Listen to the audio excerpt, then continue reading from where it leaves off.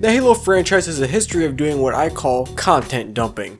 Like the name implies, content dumping refers to how each new Halo game usually introduces a fair amount of new vehicles, weapons, mechanics, and often much more, just for the overwhelming majority of it to all be thrown away and not included in the next game. But on several rare occasions, a new piece of Halo content is able to break the mold and solidify itself enough in the gameplay experience to return to another title. To be a new thing in Halo and to appear in just 2 games is a feat of epic proportions. And we now know that the Halo 5 fan favorite vehicle, the Wasp, has just made it on the list of lucky repeats. I'm the Home Slice, Ascend Hyperion, and in today's video, we're going to discuss why the Wasp was selected as the only UNSC aircraft to make a return in Halo Infinite.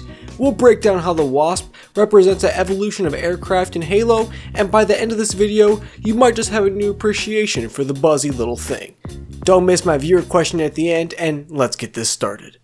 Vehicles hold a special spot in Halo, as what I call Tier 4 power options for the players. Vehicles often offer players advantages in regards to health, movement, and most importantly, damage. And thanks to their typical confinement to special modes and maps, they are easily blended into the Halo Arena experience. But vehicles have one massive caveat. Unlike weapons, which support a fair level of redundancy, the vehicle sandbox is far more restrictive. Typically, overlap in function in the vehicle sandbox just results in the deteriorated quality of one of the overlapping vehicles.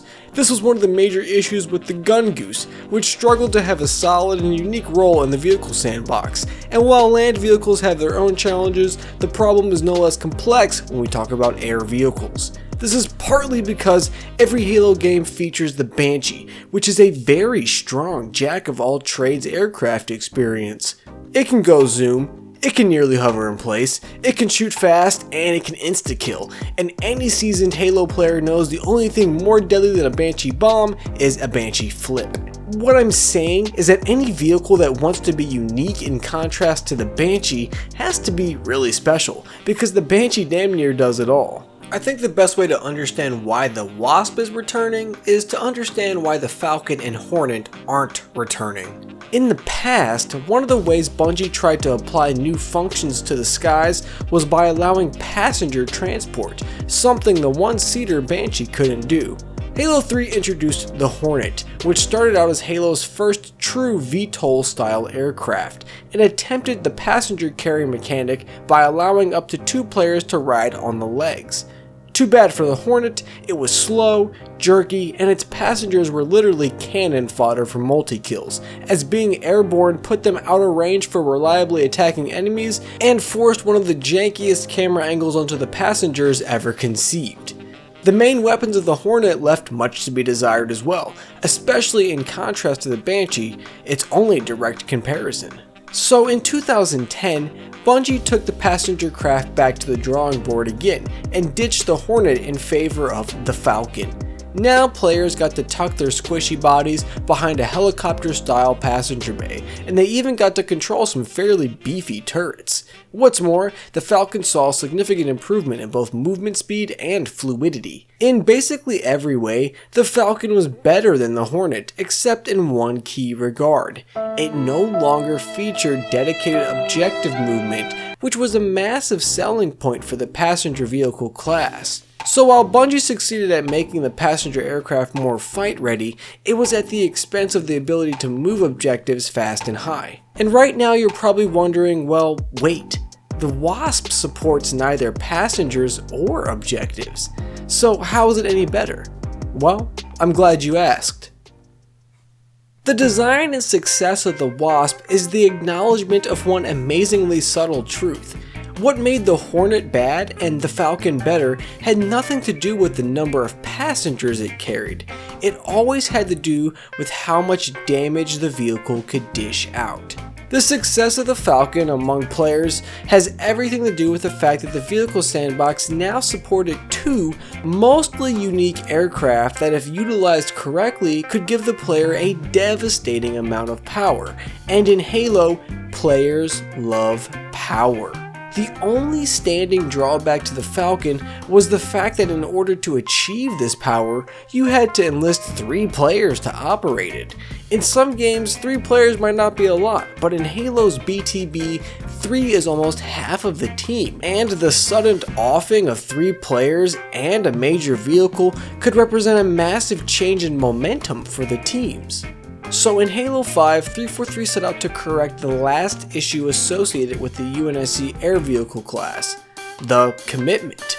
The Wasp has a comparable amount of killing power, being swift in straights, agile in movement, and being equipped with 2 well-deserved improvements of the Hornet's weapon setup. It is, in many ways, the best of both worlds, from a combat standpoint. Rather than struggle and fail to have an integrated passenger function like its predecessors, the Wasp embraces an undesigned element of the Halo gameplay experience. It just lets players hop on and take a ride. Something people did in Halo Reach anyways. Okay, let's put it like this. While the initial idea might have been to have passenger transport be a unique feature that set the UNSC aircraft apart from the Banshee, the other unique feature that went undiscussed was having a different functioning aircraft exist as a counter, alternative, and answer to the Banshee. As an air vehicle, the Wasp and its predecessors do function uniquely different from the Banshee. The thing that would enable a second bird in the sky was the same thing that allowed the chopper and the ghost to coexist. The damage and movement function of the vehicle are far more palpable sandbox impacts. Rather than attempt to reiterate on a mechanic that would continue to struggle, the Wasp embraces the idea that power is king in Halo. Its slightly more flimsy, but far more aggressive stance in the combat experience stands as a widely applicable option in a sandbox that demands players make conscious moves for increasing power. The Wasp gets to return in Halo Infinite for this reason. While it may not have solved the mystery of the airborne passenger, it did solve the problem of having a singularly controlled aircraft experience. It's what I find the most compelling about the Wasp, because from failure, it derived success. It provided a solution to a separate sandbox issue, and for that, I'm happy to see it get a return ticket.